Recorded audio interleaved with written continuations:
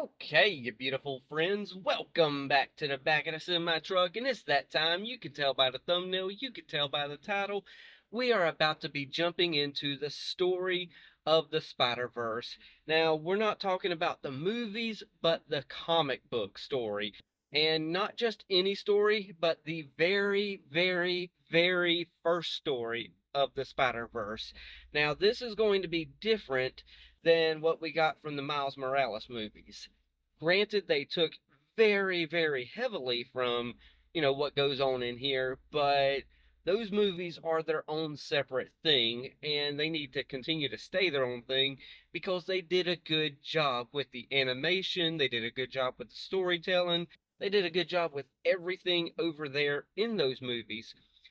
But over here in the comic books, if I'm being honest, I've never actually checked out the complete story of the Spider-Verse. Now, I've got a lot of issues from the Spider-Verse, but unfortunately, unless you got every issue, you're not going to be able to get the complete story unless you get it in a, complete series book or, graphic novel or an omnibus or whatever. And those cost a lot of money.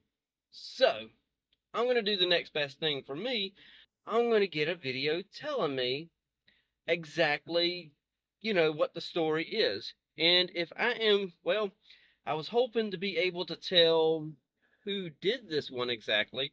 I don't think it, oh, wait, I was about to say I don't think it's Comicstorian, but I am wrong. This is Comicstorian, or however you pronounce it. All I know is my words are slur. I've driven a lot today. I've got a lot of energy in me, so my words are a little bit blah today. So, Comicstorium, I'll leave the link down below, of course. I will obviously leave a link to the channel, as per usual, that I always do. Go support them, because you are not going to enjoy this particular video with all my pausing and commentary. So, y'all know the drill. It's about time for us to start this after I take a swig of this water. Believe it or not, this is not an energy drink. I drank what was in it, but I just put some water in here after I was done with it. So, there we go. Let's go ahead. Let's put these headphones on, and let's go ahead and jump into the Spider-Verse. And we'll get ourselves established, and then I'm going to pause and make the announcement of, how this is going to be a two-parter, because I know most people just skip to the commentary. So let's get started. 3, 2, 1, and play. The Spider-Verse storyline started off as a one-off event all the way back in the mid-2010s. It was hugely popular and eventually led to the Multiverse Spider-Man storylines and the Spider-Verse movies that are coming out now. So today we're going to bring you the original Spider-Verse storyline. The Spider-Man from 2099, Miguel O'Hara, arrived in our present day to stop a time-traveling problem, and the superior Spider-Man seemingly sacrificed himself to stop the impending time explosion, and he vanished in a blink of an eye. Pause. Okay, so yes, 30 seconds in, already pausing because I'm a little surprised that it actually starts with Spider-Man 2099 and also starts with Superior Spider-Man, because it would be a long, convoluted story about how we got to who Superior Spider-Man is. Let's just say it's Doc Ock's mind in Peter's body. I guess that's the quickest way to kind of go through that long, convoluted story. But yeah, I'm really surprised. I knew it was going to be different, but I just didn't know how different. And I know in the most recent movie, which it is taking forever to get that third movie, I don't even know if they're actually going to finish it. But I'm glad that they did bring in Miguel from Spider-Man 2099 into the second movie, because that makes a lot of sense. But in this version, which is the original version, we are starting with Miguel and Superior Spider-Man, which kind of blows my mind a little bit. And also, really fast, I don't want to do this necessarily, but this is a 28-minute video total. So I've been wanting to watch this for a long, long, long time, probably a month now, but I just can't find the time at the end of the night. So, what weird good gosh, I cannot get words out of my mouth tonight. Oh my gosh. What we are going to be doing is going to be two-parter. I don't want to do a two-parter. I wanted to just sit back here for like an hour and a half, 2 hours, and just gush over the story, but I can't find the time. So I'm going to split this, since it's a 28-minute video. I'm going to find a spot around the 14-minute mark, or at least for me, the 14-minute mark, and I'm going to stop there, give some afterthoughts, and then when I can find some time, go ahead and jump into a part two, and that's how we're going to complete the story of the Spider-Verse. So, with that said, yes, sorry for pausing already, but Spider-Man 2099, surprised we started with him. Let's continue and play. Now, the story of Superior Spider-Man continues from that point as he returns back to the present day one day later. But what happened during that one day? Well, he was sent to the year 2099. Superior Spider-Man spent a lot of time gathering up tools, parts, and technology to build himself a time travel device. This is the Superior Spider-Man after all. He isn't going to stay stuck here in this random time period. But not only did he invent a time travel device, he also revived the love of his life, Anne Marie, by creating a holographic companion to join him.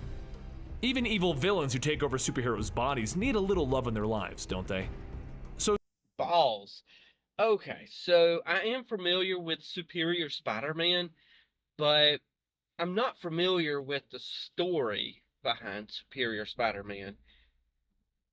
If this kind of commentary video catches on, I could see doing a lot more of, Spider-Man stories, because Superior Spider-Man story, I think that would be one heck of a story to really dive deep into and really just start looking into, like, oh, Doc Ock? Oh, you got Maria, huh? So you got your own little person that, kind of like Shadow the Hedgehog. He's got him a Maria, and so does Doc Ock. Okay, cool.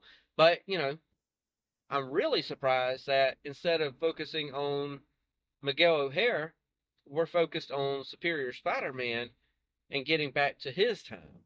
So, holy crap. I had no idea that the story started this way. So far, I'm liking it. I'm not familiar with these Spider-Men as much as I am with Peter Parker and Miles Morales, but I like where we're starting. It's a different. It feels different than a normal Spider-Man story. So let's continue. Superior Spider-Man finishes working on his time travel device and he prepares to head home finally. But when he arrives home, something's wrong. He isn't actually home, and this isn't even actually his time. Looking around, he sees a slain Spider-Man just laying down in front of him. And once he turns him over, he discovers that this Spider-Man is a part of the Fantastic Five. But something is wrong. How did this Spider-Man die? So Superior Spider-Man figures out how he slipped dimensions and he travels between them. And over and over and over, he sees dead Spider-Man. So after some further analysis, Superior Spider-Man figures out the killer's energy signature and he figures out how he can track him. So he portal hops right to our mysterious villain just in time to save the Spider-Man of India.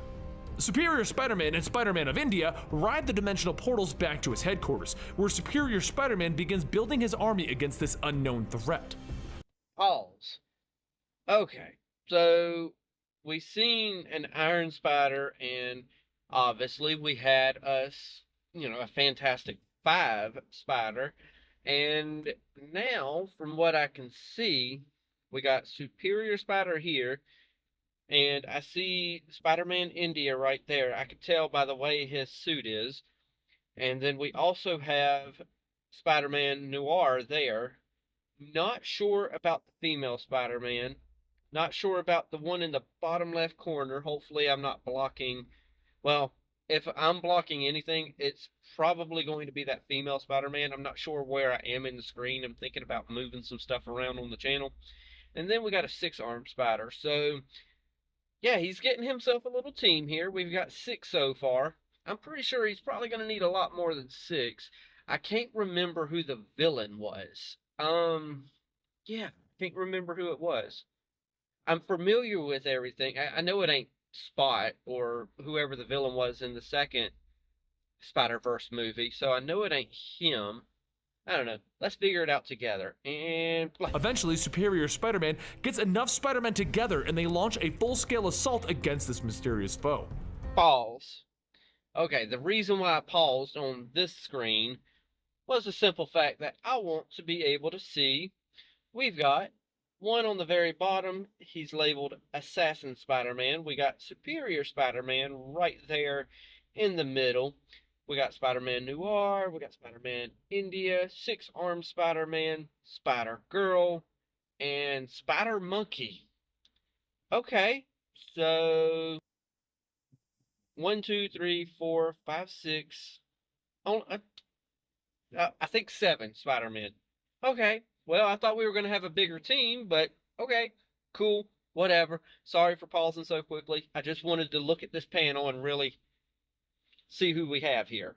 Play. Everything seems to be going just as Otto, the Superior Spider-Man, planned. They're winning and they're defeating this foe, but the trap doesn't work. Eventually, his own reinforcements arrive, referring to him as Karn. And the Spider-Man army has to retreat quickly as they're taking injuries, and they go back to the year 2099, where Otto storms off, demanding that no one disturb him. He will solve this problem, even if he has to kill this enemy. But we'll come back to Superior Spider-Man's army shortly. Let us travel to the universe known as 616. That would be our main universe, where most of the main storylines take place. Pause. Okay, this is the universe I'm familiar with. Why the MCU decided to name their universe 616 as well, I will never understand that. The movie universe should have its own designated universe, in my opinion, separated from the comics. Yes, take away from the comic books, but also have a separate identity of a universe, because you are different.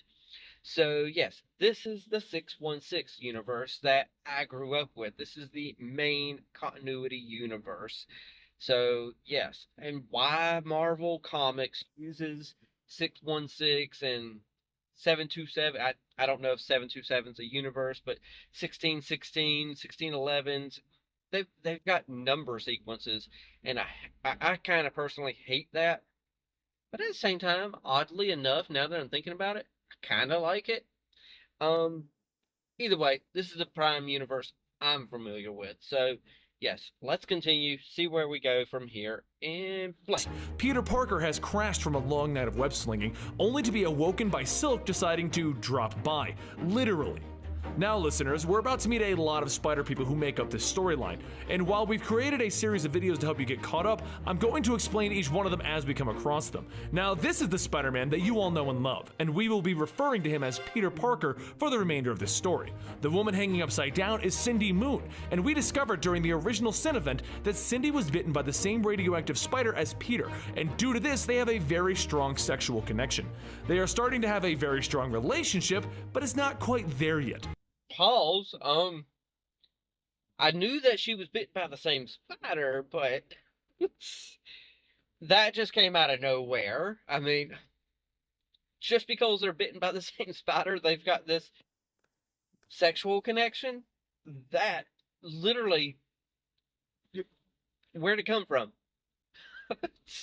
That's literally the first thing we hear about them two together. I thought he was just going to tell us, yes, they got a very special connection due to the same spider biting them. That would have made so much sense. But it's sexual. Okay, sure, cool, whatever. Let's continue. Play. So Peter and Silk go on patrol, and they end up taking down a giant robot, which is trying to rob a bank when something interesting happens. Jessica Drew, whom is Spider-Woman and also an Avenger, along with Anya Corazon, also known as Spider-Girl, show up. And just when Peter is starting to think of this as a spider convention, the Spider-Man of 2099 comes swinging in. Now, he's also known as Miguel O'Hare, and he's currently stuck in our time due to everything going on with Superior Spider-Man. But don't worry, these three spider people are friends of Peter. But the Spider People don't stop with his friends. No, Billy Braddock, also known as Spider UK and a member of the Captain Britain Corps, drops in. Then Mayday Parker, Peter's daughter from an alternate dimension, shows up. And the cream of the crop, Spider-Ham, the spectacular Peter Porker of Earth 25. Okay, whoa, Peter yells as he stops everyone. What is this? Future me, British me, and is that cartoon pig me? Pause. Okay, so yes, they are correct. That's a lot of Spider People to take in all at once. Yes, I'm familiar with Spider-Girl over there from the alternate universe of, in the comic books, it was called like MC2 or something like that, MC squared. But pretty much it was an alternate future where Mayday Parker, Mary Jane, and Peter Parker's, daughter inherited his powers. Okay, so we got her, Peter Parker, we got Silk, Spider-Woman, and then we got Billy Braddock. I'm presuming that he's Psylocke's brother. If I'm remembering in my head correctly, her name is Betsy Braddock. I could be mistaken, but I think her name's Betsy Braddock. So, with him having the last name Braddock, I'm just assuming that he's just an alternate Earth version of Captain Britain. And he's just a spider person. Okay, cool. Then we got another Spider-Girl over there. Spider-Ham. Okay, cool. I'm the kind of person, I have to slow down, get all this information in my head. So, got it. Let's go with this spider convention. And blank. And Peter Porker just replies with, yeah, so what do you want to make about it? Peter, still in shock, replies, I don't know, a luau? Anyone care to explain? So Mayday Parker comes over and removes her mask to show that she is her, that Peter Parker does know her because they've met before. So trust her, please. The group explains that they are all from different dimensions and an enemy known as Morlun is traveling between the universes, killing off the Spider-Men of the multiverse. They're all here because they need Peter's help, and he is the only Spider-Man who has defeated Morlun multiple times. This is the only Earth that Morlun and his family, known as the Inheritors, are afraid of. Or at least they... Balls. Okay, so we got a few more Spider-Men and women right here in this picture. Not familiar with the one on the left. So if y'all happen to be able to see, I'm presuming where I'll be. I don't know where I'll be on the screen. I know I'm in the littler square, but he's got like a little vest type thing happening right there with his suit. So not familiar with him. But of course we got, Captain Britain, Spider-Man, Peter Parker, Silk. But then all the way to the far right, we do have two new ones that we weren't introduced to in this story yet. We know them because, of course, SpiderVerse movies with Spider-Gwen there. We know her. But then it also looks like we got, I'm presuming that's a Ben Reilly Spider-Man from a different universe. Not sure. But judging by the suit, I'm presuming that's a Ben Reilly Scarlet Spider. So, okay, let's continue. They're on their way here right now. Well, Peter realizes how bad this could be if Morlun arrives again, so he shuffles everyone into the portal, and the Peter Parker Spider Army begins. Meanwhile, elsewhere on Earth 616, Morlun's brother is already here, and he's destroying the New Warriors, while he's trying to feast on Kane. Now, Kane is the clone of Peter Parker from the main universe, who has gone off on his own trials and tribulations to earn the name of Scarlet Spider. He isn't as happy-go-lucky as Peter, as he's had a much harsher life. Pause. I'm only pausing because with Kane being our Scarlet Spider in this story, that's our Scarlet Spider, and I'm probably wrong about the Ben Reilly Spider-Man. Maybe he's just known as Ben Reilly Spider-Man. But Ben Reilly for a little while, I think he was known as Scarlet Spider. Either way, though, got Kane here. He's going to be Scarlet Spider. Different suit than I'm used to, but still looks nice nonetheless. Let's continue this. And now it appears that he's about to be eaten. But this is Kane, and he's not about to go down without a fight, as he grows spines out of his arms and he stabs the Inheritor in the chest. The Inheritor just laughs. So you are the other. As he goes in for the final bite that's going to end Kane's life. And then In jumps more Spider-Men. Bruce Banner from a world where he got spider powers instead of becoming the Hulk, and Old Man Spider from another world where Peter didn't become a hero. They quickly jump on the Inheritor, distracting him, while Gwen freaking Stacy as Spider-Girl picks up Kane. And it's just as much of a shock to him as it is to us. But before Kane can freak out about Gwen Stacy and assume that it's all another trick from the Jackal, Ben Reilly pops in and he explains that they're going to explain everything when they get him to safety. Ben Reilly is the other clone, and this version is from a world where he didn't die at the end of the Clone Story arc. Old Man Spider, Spider-Gwen, and Ben Reilly all head out of the portal as they watch the Inheritor tear Bruce Banner apart and sacrifice himself so that they can all get away. You had better be worth it, Kane, Old Man Spider says as they leave. All of the Spider People converge on the Spider Refuge, a world where Spider-Man stayed as Captain Universe and therefore has all of the powers of the universe at his disposal. Pause. Okay. So there's a lot of stuff to take in all at once right there. So of course I got to first tackle the one that I didn't recognize earlier with the suit that kind of looked like it was a vested type button-up suit. That was the one that was an old man Spider-Man who got his powers later or something like that. So cool. They showed that a second ago. And then after all of that, now we got them coming over here to this world where we got Spider-Man with the still as Captain Universe or whatever it was. I do remember, I think I've got that issue where he became that version of himself. But if he's got the powers of the universe still, shouldn't he be able to defeat whoever this is, like with a snap of a finger? Not sure, but that's what's running through my head. I don't know. Either way, I say we continue and just see what else we got going on here and play. Disposal. In this world, he can manipulate the very fabric of time and space, and the Inheritors dare not venture here. They count their numbers as 20 strong, and they tell Peter, "We need you. You're the strongest one out of all of us." Meanwhile, over in the Ultimate Universe, Miles and this version of Jessica Drew are standing in front of the graveyard visiting the Ultimate Peter Parker's gravesite, when the Inheritors decide to pop in and say hello. But before anyone can even fight, Superior Spider-Man and Spider-Punk both arrive to collect the two younger of the Spider Totems. Back with Peter Parker, Old Man Spider explains that there is a second group, and it's time for both Spider-Man groups to meet up and combine forces. So they all jump through the portal and into Superior Spider-Man's base of operations with his Spider-Man army. Spider-Man Noir looks at them and he calls out for Superior, "Hey, we've got company!" And Spider-Monkey looks at Spider-Ham and he yells out, "Oh my god, a talking pig!" And Spider-Ham just looks at him and says, "You're kidding, right?" Pause. Okay.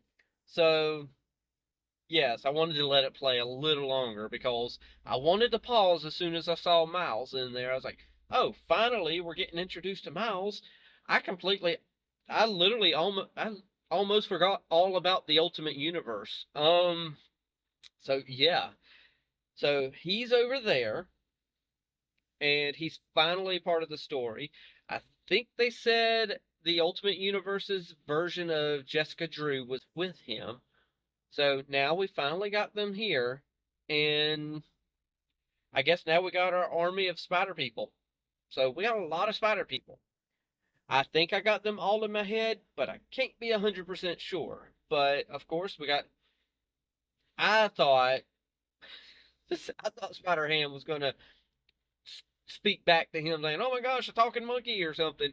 But you know what? That would not have been the style of Spider-Ham. The style of Spider-Ham would literally be to just sit there and look at him and go, "Seriously?" Either way, though, let's continue. And we're about 7 minutes in. I'm going to be, I'll give y'all a more warning when I'm going to start looking for a spot to actually stop and give afterthoughts and stuff like that. So let's continue and play. Superior Spider-Man walks out and declares, "You idiots!" which of course surprises the entire group. "I've been working on a device to help cloak our unique energy signatures that are traveling across the universe, allowing us to hide from the Inheritors, but it only works up to a certain point, and you brought both of the largest signatures to our doorstep. Kane here is a unique signature and is called the Other, and Silk is another unique signature called the Bride." But while Superior Spider-Man is ranting about how this other group screwed everything up, Peter Parker realizes that this is Dr. Octopus. This isn't another Peter Parker. This is happening during the period in which Superior Spider-Man is lost in time. And almost as if on cue, one of the Inheritors comes jumping through a portal. Superior Spider-Man braces himself and he tells everyone, "Do not panic. I'm here now. Everyone attack like I've trained you." Everyone jumps in, with Ashley Barton, Spider-Girl, Spider-Monkey, and six-armed Spider-Man taking point. But the Inheritor just laughs as he punches a hole right through Cyborg Spider-Man, taking him out of the fight. So Spider-Girl, Mayday, Parker, and Kane jump in to continue the assault. But Peter Parker sees the problem. This plan is going to fail. It can't continue. And just as he thinks that, Kane uses the power of the other to spear and kill the Inheritor. Really? Everyone stands there in shock, but within minutes, another version of the same Inheritor, and now his siblings arrive. The fight isn't over yet. Kane turns to Ben Reilly and he says, "Riley, you thinking what I'm thinking?" And Ben says, "Clone, gotta be. Let's get to their..." Pause. Okay. So the Inheritor, I don't know why, but that's our main villain. So they made a bunch of clones of themselves? Or did they find... Well, Ben and Peter were just discussing that you thinking what I'm thinking, and he said clones. So, okay, so the Inheritor made clones of himself and clones of his siblings. So that's interesting. I like the idea, but I thought what he was going to do was have just multi-universe, multiverse versions of himself. And that's how he's so expendable, is that he just got an army of himself, just like there's an army of spider people. But, clones, okay, cool. He's got clones of himself and clones of his siblings. So the Inheritor is not going to be easily defeated just by killing him. So let's continue. And location. So they open a portal back to wherever the clone came from, and then Ultimate Jessica Drew, the female clone of the Ultimate Peter Parker, joins them as the clones go on their own adventure. But we'll come back to the clone adventure eventually. Peter Parker realizes that they're losing Spider-Man left and right, and he starts to order everyone to escape out of here. But Silk realizes that the Inheritors are following her energy signature, so she runs past Peter, grabbing one of the fallen Spider-Man's teleporters. "Sorry, Peter, but I have to make this right. I'll lead them away." And boom, she's gone. But not before Jessica Drew and Spider-Man Noir follow after her. The rest of the Spider Army travels back to the world where Spider-Man has kept his powers of Captain Universe. They've gone back to the only safe zone they have, the Spider Refuge. So there's a bunch of stuff going on, and we're about to go Mach speed to get to the good parts again. But basically, we have Silk, Spider-Woman, and Spider-Man Noir on one adventure. We have Kane, Ben Reilly, and Ultimate Jessica Drew, whom we will now call Jess from this point, on a different adventure. And we have everyone else retreating back to the safe zone. Back in the safe zone, Peter Parker... Pause. I don't know. I felt a need to pause it and say, I've got those issues that he put on the screen. But of course, I don't have all the rest of the issues, so I can't just up and read everything and know what's going on. Either way, I shouldn't have paused, but let's continue. Parker tells Superior Spider-Man that he's in charge now. He's the only one who has defeated an Inheritor, and the Superior Spider-Man plan isn't going to work. Thus, the two men fight it out, and Peter Parker eventually wins because Superior assumes that he would never lose to Peter Parker again. So this Peter Parker must be from his own past, and if Superior Spider-Man hurts him, he could damage his own future. So he backs off for now and lets Peter Parker take over. Meanwhile, Spider-Woman, Silk, and Spider-Man Noir are riding on top of giant lizard donkeys. They're traveling between all of the worlds trying to avoid the Inheritors, who are hot on their trails. Their adventure takes them all over, and eventually, Spider-Man Noir gets injured and needs to be brought back to the home world of Noir. And this adventure turns into Spider-Woman, Silk, and Noir Felicia Hardy fighting against various enemies and gangs trying to get Spider-Man Noir to safety. Eventually, Spider-Woman calls up Peter Parker asking for more help, because, as she puts it, Silk is acting like a child and just running around to all of these universes. "I need help, Peter." So Peter sends in Anya and Spider-Gwen to assist, but not before having a little heart-to-heart talk with Spider-Gwen. On Spider-Gwen's world, Peter Parker is the one that they lost, while on the 616 Peter Parker's world, it was Gwen Stacy who died. So they both agree to watch out for each other, and they move forward. Once Peter gets to Jessica, they talk it out, and Peter tells her that they have a much bigger plan for her. But she argues, how could you plan to leave Silk with a couple of... Pause. Okay, so as far as the Spider-Gwen and Peter Parker moment, I was already familiar with that moment, mainly because of shorts on YouTube. All the shorts on YouTube and TikTok are literally talking. They talk all ad nauseum about that moment, and it's really just a blip on the screen in all reality. The moment, of course, when Stacy's universe, it's Peter that got killed and was lost. But of course, we all know the story with Peter's Gwen in his universe. She's the one, obviously. It's a sweet moment, don't get me wrong, between the two of them. But at the same time, it's like, okay, the moment isn't that humongous of a moment. That's just my opinion, but it is what it is. Let's continue, and here soon, I will be finding a stopping point within all of this, and obviously it's going to be about the halfway point, but I want a breaking point that's obviously going to feel right. So we're going to continue and see where we land, and let's continue. Teenage bodyguards. So Peter tells her they don't have a choice. The mission that he has for her is much larger than guarding Silk, and he trusts Anya and Spider-Gwen.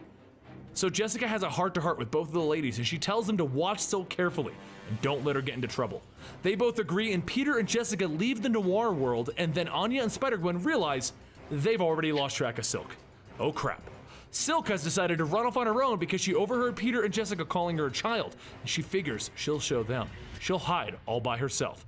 While this is going on, Miles Morales is on a separate mission with the Ultimate Spider-Man from the TV show that's on Disney right now to find more Spider-Man, and they currently are swinging through the 1960s television show Spider-Man World. They're trying to build up as many reinforcements as possible as per Peter. Pause. That actually sounds like an interesting comic book to read. And I also like the drawing style that they did. Granted, I don't know which show exactly, the red and blue Spider-Man right there is from. Obviously, I know Miles Morales in the black and red costume. But that's an interesting story for them too, to be jumping around to various different animated series to actually recruit more spider people in order to help them. I like that idea. I want to read that. That sounds very fun and enjoyable because obviously they're both younger and they probably interact together very well and they bounce off of each other character-wise pretty well, I'm sure. I know it ain't Ultimate Spider-Man and that's an animated series. Not sure which animated series it was. I know it was on Disney or something. But yeah, to go back into the 60s animated version, I wonder if they went into the animated series for Spider-Man. I don't know. Either way, let's continue and just find a stopping point so that we can actually find a stopping point. All right, let's go and Peter Parker's orders. It wouldn't be so weird, except that the Disney TV show Spider-Man, it keeps having these weird daydreaming moments where he breaks the fourth wall. Meanwhile, at the Spider Safe Zone, while our main Peter Parker is away, one inheritor to rule them all arrives in the safe zone. Solus, the father of the inheritors. Captain Universe Spider-Man laughs. You dare come to my world? I have the power of the universe itself in this world, and while I can't leave this world to battle you elsewhere, I have all of the power in the world here. But Solus just laughs at him.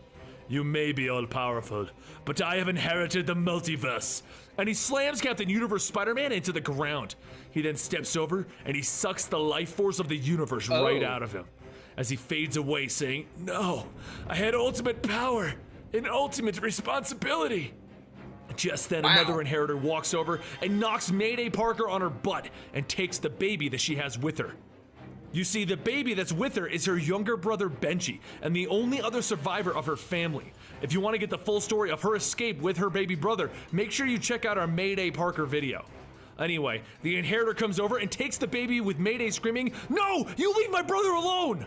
But she can do nothing to stop him, as he grabs the baby by the leg and he declares, Father, I have the scion! You see... Pause. Okay, so I wanted this to be a stopping point, but I don't know if this is a good stopping point. I think what I should have did was after he sucked the life out of the SpiderVerse, Spider Captain Universe version, which, the one with all the powers of the universe. When he did that is when I should hit pause and be like, okay, that's our stopping point. But I kept going. But the Zion is ours. So Benji, Mayday's brother, is very key in all this. Let's go ahead and hit this play for 30 seconds to another minute and find out exactly what's going on here, and then we're going to go ahead and pause it from there just to kind of have us kind of a cliffhanger type thing happening for me. So let's go ahead, let's continue, and I think it's time for you to learn what the Inheritors are doing. The Inheritors are looking for the Other, the Bride, and the Scion for a ritual, a very evil ritual. This ritual will stop the Spider Totems from ever being born again, and if it does that, we'll never have another Spider-Man in the entire multiverse, ever again. Morlun takes the child and he backs in Mayday Parker again, and he leaves this place for good, while she's screaming out, "No!" But Morlun taking the child is the least of our worries, as Solus just cuts down as many of these Spider-Men as possible. He's killing them left and right. But just then the main Peter Parker returns with their savior, the Japanese Spider-Man jumping through the portal with their giant Japanese Spider-Man robot, Leopardon. But Solus just starts to tear apart the giant robot, calling it simply a toy. The entire Spider-Man army realizes that this is a losing battle, and they quickly jump worlds to get away. Okay. Right where they say jump worlds to get away, I'm going to go ahead and cut it right there. That feels like a decent enough cliffhanger for me to stop on. So, yes, that's where I'm going to stop it. And, yeah. So, where I'm ending, my afterthoughts here, they got the Japanese Spider-Man. It's pretty much a Megazord, or a mech, or whatever you want to call it. And they came in, and the one above all, or whoever, pretty much, oh my gosh, I can't remember his name from Invincible, but pretty much a one who's tearing everybody up. Let's just leave it at that. I can't remember. But yeah, he comes in, everything's getting destroyed by him, and they got the Zion now, or whatever that's called, and which is Benji. Oh my gosh, there is so much going on in this comic series. My goodness. But yeah, now all they have to do is go get what's her face? What's her face? Silk. They got to capture her, and then also the other, which is Kane. Kane. Okay. So if they get Kane and Silk, then they could do their little evil ritual thing and keep it where no more Spider-Man will ever be available in the multiverse and all that stuff. So, okay. So, yes, that's where we are. And I have zero clue where they're going to go with this, because in all reality, I thought Miles would have been more involved with this story than he was, because obviously with the way the movie, I love the movie, don't get me wrong. The movie did wonderful. In fact, I was one of the few people out there that was looking at that animation during the trailer that I saw, and I was like, this is special. This is something good here. And I was looking forward to it. Everyone else was bashing the animation when the first Spider-Verse movie came out. I was different. I liked it. I loved it. It was different. It was quirky. Everything about it just felt right. So, but of course, he's the main character in that. And our main character in this one, we don't really have a main character if we think about it. We have Miguel O'Hare. He started everything. Then we had Superior Spider-Man jump in. He became a main character. And then we also went back to 616, and then Peter Parker became a main character. So we got main characters, but we don't at the same time. It's a little, it's not convoluted, but at the same time, there's not one just dead on focal point of a main character, and it's not a bad thing whenever the story's told like this. I mean, I would like for there to be a main character, but it is what it is. It ain't that big a deal. So, yes, I have no idea when I'm going to get to part two. I'm going to definitely try to record it fairly soon after I've recorded this. Other than that, I have no idea where the story's going to go. Like I said, I thought we were going to be talking about Miles Morales way more because it seems like they didn't even pull hardly anything from the original Spider-Verse story in from there into the movie itself. So maybe there was like a Spider-Verse. I know there's been multiple Spider-Verse, stories. So maybe they had like a second one or something, a second event, and then pulled from that for the movie. I don't know. Either way, though, I need to go ahead. It is 9 o'clock at night yet again, and I have yet to eat any dinner. I have got to get so much better about eating before it gets so freaking late at night because then I'll eat and then I'll go to sleep, and that's obviously not healthy. I need to not do that. Plus, yeah, I want to lose weight, and that's not a good way of losing weight. So, yeah, since I'm talking about stuff that I know y'all don't care about at this point, I'm going to go ahead and shut up, and now I'm going to pass it off to y'all. It is that time. Y'all know the drill by now. If y'all have ever made it to the end of any of these videos, it's time for y'all to hit that like, tickle to subscribe if you're new around here.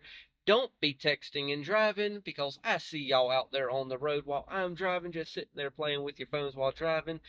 Watch what you love and love what you watch, and take it away, Mr. Rogers. I like you just the way you are.